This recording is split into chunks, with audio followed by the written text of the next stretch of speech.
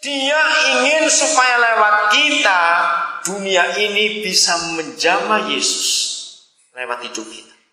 Paulus adalah saudara kita yang hebat sekali menuliskan. Saya nggak usah baca di 1 Korintus 3. Kamulah surat Kristus yang terbuka. Saudara, apa artinya? Kalau saya pakai istilah zaman dulu sebelum ada SMS, Kristus surat Kristus terbuka, kita adalah Kristen kartu pos. Arti maksudnya? Saudara, percayalah tidak akan ada anak muda tulis surat cinta di kartu pos.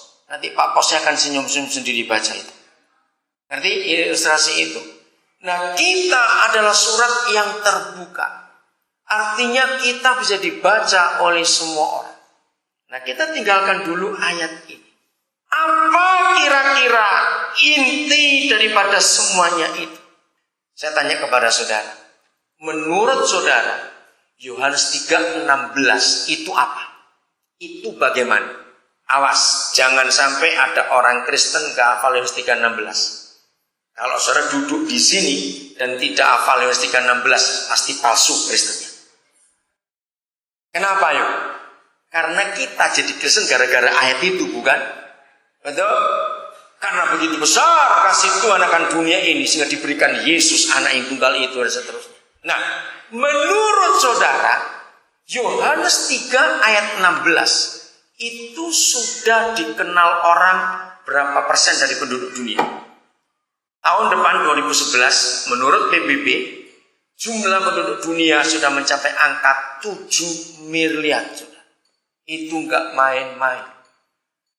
Nah, ternyata secara statistik di negara-negara yang Kristen tadinya, Eropa, Amerika, Kanada, Australia, Selandia Baru, negara-negara yang tadinya Kristen, statistiknya berubah. Angka yang mengaku Kristen makin menurun sekarang. Saudara harus tahu, jumlah orang yang mengaku Kristen sekarang itu enggak sampai 1,5 miliar. Di tahun 2000-an ini, dekade pertama abad 21, ada 3 negara Eropa yang tadinya mayoritas Kristen berubah, sekarang mayoritasnya Islam. Inggris, Prancis, dan Portugis. Sebentar lagi Belanda akan nyusul.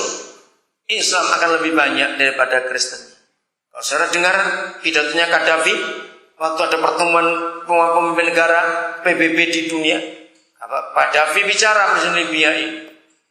Dia dengan manis berkata begini kepada semua saudaranya orang Muslim. Waktu saya dengar pidato itu saya kaget. Dia mengatakan, saudaraku kaum muslimin sedunia, letakkan senjata, hentikan bom bunuh diri, hentikan kekerasan, sebab tidak lama kita akan menang, sebab anak kita lebih banyak dari anak mereka. Dan itu betul. Mereka itu punya anak itu luar biasa banyaknya. Maka itu kalau Kristen penakut gak berani punya anak banyak, bertobat sudah. Serius itu. Firman berkata, berkembang biak penuhi bumi dengan orang-orang benar. Gak seharusnya kita itu ikut KB sudah. Enggak amin lagi. Awas anak-anak muda penakut punya anak banyak. Malu Tuhan. Dan betul kata Gaddafi. Nah sekarang bayangkan. Kalau angka yang mengaku Kristen sudah enggak sampai 2 miliar. Lalu apa arti Yohanes 3 ayat 16? Kapan dunia akan percaya dan tahu ada kasih yang luar biasa? Ingat, Tuhan tidak ingin kita mengkristenkan dunia. Tidak. Yang Dia ingin adalah supaya dunia tahu ada satu pribadi yang mengasihi kita. Kenalkan itu. Nah, sekarang mikir. Apa yang saudara pikirkan dengan Yohanes 3:16? Ketika keadaan dunia makin seperti ini. November yang lalu, saudara, saya ikut seminar tentang narkoba. Saya itu kaget. Saudara, di Jakarta saja, di Jakarta yang penduduknya hampir 12 juta ini, pengguna narkoba itu di atas angka 4 juta. Itu Jakarta saja. Sabu-sabu 1 gram 1.600.000. Bayangkan. Kenapa saya ceritain? Karena waktu saya ke seminar narkoba November yang lalu, ternyata saudara, 70% pengguna narkoba, baik yang masih bebas maupun yang ditahan, dengar, 70% itu anak Kristen. Saya hampir nggak percaya. Menyedihkan sekali. Kenapa ini bisa terjadi? Saya punya pemikiran dari Roh Kudus berapa tahun yang lalu, saudara. Mari kita pikirkan ini gereja.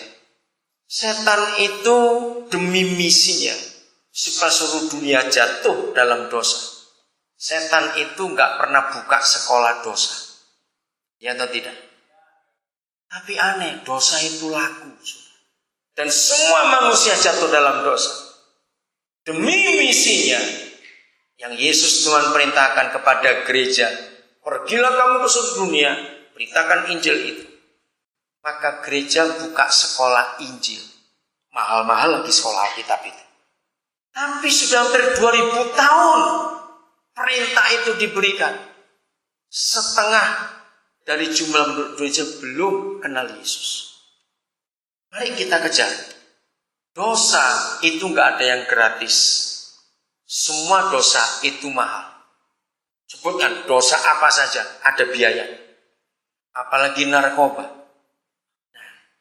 Nggak gratis, nggak murah, mahal, dan dampaknya mengerikan. Yang mati karena overdosis sudah berapa banyak? Yang sakau, yang gila, yang hancur masa depan, hancur karier, rusak rumah tangga gara-gara narkoba sudah berapa banyak. Tiap hari kita dengar berita antara radio, majalah, koran, televisi tentang narkoba, penangkapan, dihukum mati, semuanya itu tiap hari. Logikanya orang itu ngeri dengan barang itu. Mahal, dampaknya mengerikan, tapi laku. Nah, saya berpikir begini, Injil itu gratis, katakan amin. Betul, Injil itu gratis. Dan saudara lihat dampaknya luar biasa. Saudara dengarkan ini, mahal, dampaknya mengerikan, laku. Yang gratis, coba saudara renungkan. Saudara tahu dampak Injil? Orang yang terima Injil luar biasa bukan? Diampuni, dibebaskan, disembuhkan, diberi kebahagiaan, diberi sukacita, dan semuanya nggak laku. Saya ingin ajak saudara berpikir mulai hari ini. Kalau saudara belajar bisnis, yang mahal dampaknya jelek, laku. Yang gratis dampaknya hebat, tidak laku. Maka dalam ilmu bisnis yang perlu diperiksa itu 3 divisi. 1, manajer marketingnya, betul enggak? 2, quality controlnya. 3, bagian produksinya. Mengapa gratis dan hasilnya hebat tidak laku? Setuju nggak saya katakan ini? Siapa itu? Siapa manajer marketing Injil?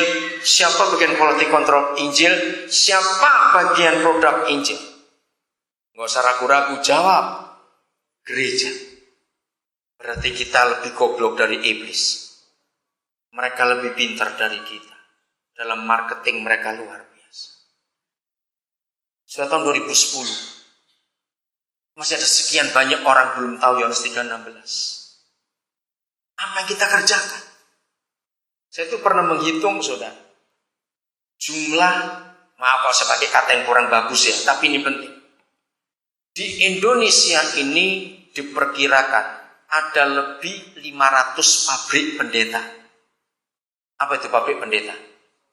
Sekolah Alkitab, pintar semua. Itu lebih dari 500 jumlah. Karena di Indonesia ini ada 523 sinode. Setahu saya hanya ada 1 sinode yang gak punya sekolah Alkitab. Itu sinode Gereja Kristen Protestan Bali. Yang lain punya. Saya kecilkan lagi. 500 sinode aja punya sekolah Alkitab. Dan masing-masing sekolah, masing-masing sinode itu punya lebih dari satu sekolah Alkitab.